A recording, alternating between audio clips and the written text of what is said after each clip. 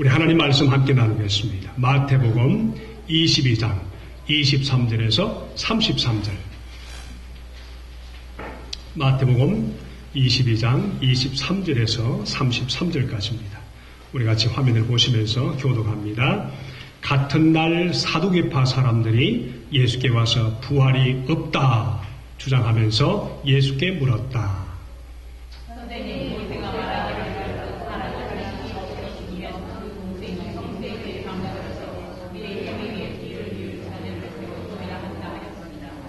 좀 더 크게 읽습니다. 그런데 우리 이웃에 형제가 7주 있었습니다. 마지가 장가 들었다가 자식이 없어 죽음으로 아내를 그 동생에게 남겨놓았습니다.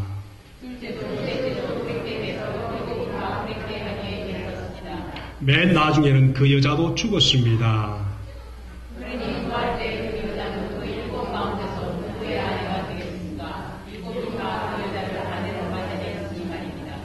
그러나 예수님께서는 그들에게 말씀하셨다. 너희는 성경도 모르고 하나님의 능력도 모르므로 잘못 생각하고 있다.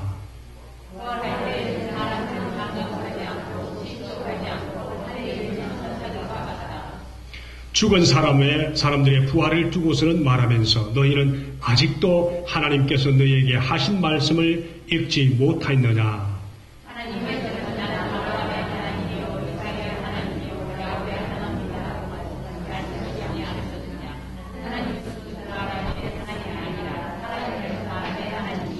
같이 읽습니다. 시작. 무리가 이 말씀을 듣고 예수의 가르침에 놀랐다. 아멘. 오늘 특별히 말씀을 우리 같이 나눌 때 조금 집중해서 관심을 가지고 한번 들어주시길 바랍니다. 특별히 우리 예수 믿는 성도들 중에서도 아직 부활에 대한 확신이 없는 분들이 많고요. 삶이 정말 우리 신앙생활과 또 부활의 놀라운 기쁨과 또 하나님과의 교제와 또 하나님과의 귀한 믿음의 관계를 가지지 못하고 그냥 종교생활하는 분이 많거든요. 오늘 이 말씀을 잘 들으시면서 우리가 정말 부활하신 주님 또는 내가 부활할 것을 믿으면서 이 말씀을 잘 한번 사두개인을 보면서 내 자신의 믿음이 사두개인 같지는 않도록 그렇게 한번 믿음이 새로워지는 귀한 아침이 되기를 원합니다. 어느 부부가 이스라엘로 여행을 갔습니다. 그 가는데 그만 부인이 예루살렘에서 세상을 떠났습니다.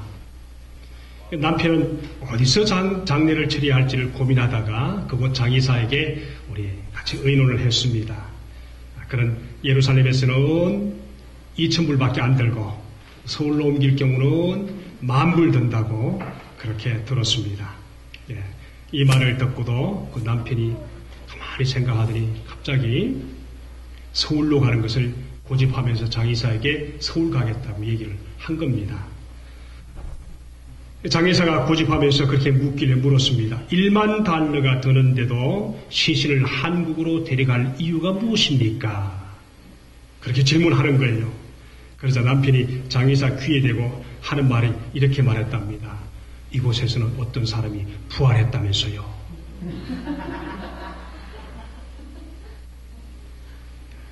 우스갯소리입니다마는 부활이라고 하면은 사람들은 예수님을 생각합니다. 또 과거 예루살렘에서만 일어난 예수님의 부활에만 집착합니다. 예수님의 부활은 우리의 부활에 대한 큰 약속이고 시발점이었습니다. 부활은 모든 사람의 생각과 삶을 바꾸어 놓을 수 있는 엄청난 사건입니다. 오늘 이 본문을 통해서 예수님의 부활이 예수님이 우리의 부활을 증명해 주시는 이 놀라운 사실을 주의 생명의 말씀으로 우리 같이 말씀을 듣고 이 말씀을 잘 기억하면서 한번 말씀을 잘 보시면서 이 땅에서 부활하고 이 땅에서 주님과 함께 살고 영원한 약속 때문에 즐거이 살며 주님과 동행하는 그런 멋진 믿음의 삶이 경주되기를 간절히 바랍니다. 23절의 말씀을 볼까요? 23절의 말씀 보니까 그렇게 말합니다. 뭐라고 말씀하십니까? 같은 날 사두개파 사람들이 예수께 와서 부활이 없다 주장하면서 예수께 말했다. 그렇게 시작합니다. 부활이 없다. 그렇게 믿는 그렇게 부활이 없다고 우리 믿지 않은 사두개인들이 하루는 예수님께 찾아와 질문을 했는데 사람이요 좋은 질문을 하면 얼마나 그 사람이 발전합니까? 그렇죠? 질문이 없는 사람은 발전도 없습니다. 그런데 오늘 이 사두개인들의 질문은 예수님을 음해해서 결국은 함정에 넣고 그를 체포해서 죽이려고 하는 어떤 제사장 마음을 가지고 오셨습니다. 요즘도 가끔 전도하다 보면 그렇습니다. 목사님, 저는 천국 가기 위해서 교회 가는 게 아닙니다. 가서 그냥 사람 만나고 조금 더 좀 발전하면은 도덕적으로는 좀 내 인생이 양심이 좀 깨끗해서 스스로 좀 위로받고 살고 또 아니면은 윤리적으로는 좀 더 다른 사람들에게 손해 끼치지 않고 그래서 교회를 찾습니다. 그렇게 교회를 찾는 사람이 사실 많거든요. 꽤 많이 있습니다. 그래서 절에서 마음을 비우듯이 그냥 마음을 비워서 자기 스스로 위로받고 자기 스스로 어떤 성취감을 맛보기 위해서 교회에 오는 사람이 많습니다. 어느 정도 오늘 사두개인 같은 사람들의 마음입니다. 잘 보세요. 예수 믿으면 위로도 있고 삶의 기쁨도 있습니다. 부활의 소식을 접하면은 삶의 큰 소망이 틀림없이 생기는데 이 놀라운 하나님의 약속과 관계없이 그냥 교회를 들락날락하는 경우가 참 많습니다. 사실 오늘 사두개파 사람들은 다윗시대 때부터 출발한 사람입니다. 다윗시대 때 그들이 다윗을 보좌하면서 사독이라는 우리 사람들이 사두개파 사람들의 우두머리였습니다. 사두개 후손인데 이들은 바리새인들과 달리 영혼불면, 다시 말하면 이들은 바리새인들은 영혼불면을 믿는데 사두개인들은 영혼불면도 믿지 않습니다. 내세의 보상도 믿지 않습니다. 그들은 그냥 사람이 죽으면은 영혼은 육체와 함께 사라지고 없어진다. 그렇게 오늘 믿지 않은 세상 사람들이 하는 말과 똑같이 그렇게 그냥 말을 하는 것입니다. 몸의 부활은 그러니까 더더욱 믿지 않았겠죠? 천사들도 믿지 않습니다. 그러니까 영적인 존재를 전혀 믿지 않고 이 세상에서 잘 먹고 잘 살고 남에게 호식하면서 피해를 끼치지 않고 살면 된다. 그렇게 말합니다. 그러니까 사도행전에도 가보면 23장 8절에 보니까 사두개파 사람은 부활도 천사도 영도 없다고 하는데 그렇게 말하면서 사두개파 사람들이 바리새인과 이렇게 다투는 그런 모습을 얘기하고 있습니다. 그래서 오늘 본문이 뭐라고 하면은 부활이 없다 하는 사두개인들이 예수께 와서 질문하면서 논쟁을 벌입니다. 우리 요즘 세상 사는 사람들도 많이 있지만은 현세 성공, 현세 지향, 현세에서 남에게 권세를 가지고 부리고 그렇게 살면서 즐겁게 그렇게 생활하려고 하는 사람이 얼마나 많습니까? 자, 그들은 왜 이런 편견을 가지고 부활의 믿음을 필요치 않고 그렇게 생활했을까? 그 이유가 첫 번째 뭔가 하면 현실적인 기득권이 너무 많아서 그렇습니다. 너무 부유했기 때문에 그렇습니다. 이 현실이 깨지기를 원치 않아서 그랬습니다. 부를 잘못 사용하는 것입니다. 잘못 사용하는 사람들의 것입니다. 제사장 그룹이지요. 정치적으로 굉장히 유리한 입장에 와 지배층입니다. 로마 정부와 타협해서 많은 것을 챙길 수 있는 기득권 세력이었습니다. 또 좀 더 한국에서 무엇이 되겠다 하면서 국회의원 되고 서울시장 되고 하면은 얼마나 많은 정치의 어떤 그 프라이어리티를 많이 가집니까? 얼마나 많은 것을 소유합니까? 그죠? 네, 그러니까 그들이 로마 정부와 타협해서 그들에게 주어지는 많은 물질적, 그 다음에 권세, 그 다음에 그들의 사회 모든 것을 가지는데 얼마나 많은 것을 가진지 모릅니다. 그래서 가진 자가 예수 믿기 힘들다는 예수님의 말씀을 바로 이 사두개인 같은 사람을 보고 하는 말입니다. 그래서 세상에서는 가만히 보면은 참 가난해도 부유하게 사는 사람들이 있고요. 또 굉장히 부유한데도 불구하고 마음은 굉장히 가난한 사람들이 있습니다.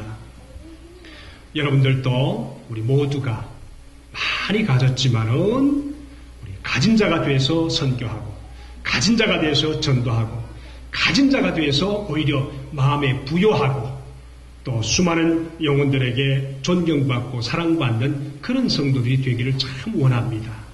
자, 오늘 말씀 보니까 부활을 모르고 믿지 않은 우리 바울의 말씀을 보면은 이런 말씀이 있습니다. 사도행전 26장 가보니까 6절에서 17절 말씀 보니까 바울이 자기와 함께 공부하던 아그리빠 왕 앞에 붙들려서 이렇게 왔습니다. 와서 이렇게 말합니다. 왕이여, 나도 한때는 나사렛 예수의 이름을 반대하는 때에 할 수 있는 일을 다 해야 된다고 생각했습니다.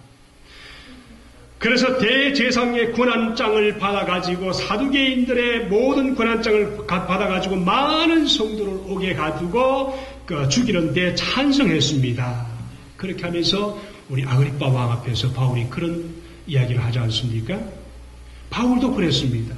부활에 대해서 모르니까 대제사장의 권한을 가지고 얼마나 많은 기세등등하게 살면서 이 세상이 모든 것이라고 살았던 그런 바울이 있었는지 모릅니다.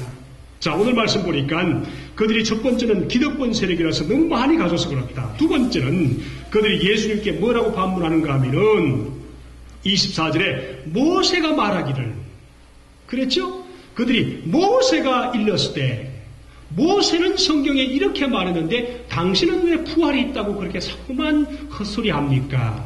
그런데요, 그들이 모세 오경만 성경으로 믿고 모세 오경 속에는 어디를 봐도 예수님이 말씀하시는 부활이 있다는 말씀이 없는데 모세 오경을 가지고 예수님을 공격합니다. 그래서 24절 말씀 보면은 모세가 말하기를, 이 말은 신명기 25장 5절 10절의 말씀처럼 수혼법, 계대 약계약, 계대 결혼, 다시 말하면은 형님이 장가를 갔습니다. 어느 순간에 그 여인하고 살다가 형님이 돌아가셨습니다. 두 번째가 그 여인에게 장가 갔습니다. 그리고 세 번째 또 장가 갔습니다. 네 번째 장가 가고 어디까지 갔습니까? 아들도 많았어요. 7째까지 갔습니다. 세상에 그런 집에 아들로 태어나면 얼마나 불행하겠습니까? 그렇죠? 또 그 집에 시집간 여인은 또 얼마나 더 불행하겠습니까? 이게 실제로 있었던 이스라엘의 풍습이었습니다. 가만히 보니까 아시아 지역에도 이게 있더라고요. 한국에도 있었고요. 일본에도 있다고 제가 이렇게 봤습니다. 일본에도 그런 게 있었다는 거예요. 한국에도 있었고요.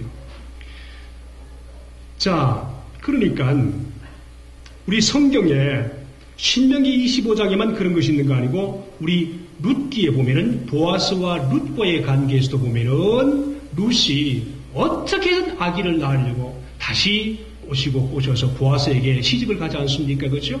그뿐 아닙니다. 유다 집안에 다말이라는 여인이 들어왔습니다. 근데 아들이 죽었습니다. 둘째도 또 시집을 갔는데 또 죽었습니다. 근데 이 며느리가 나중에 하다 안 되는 어디에 시집을 갑니까?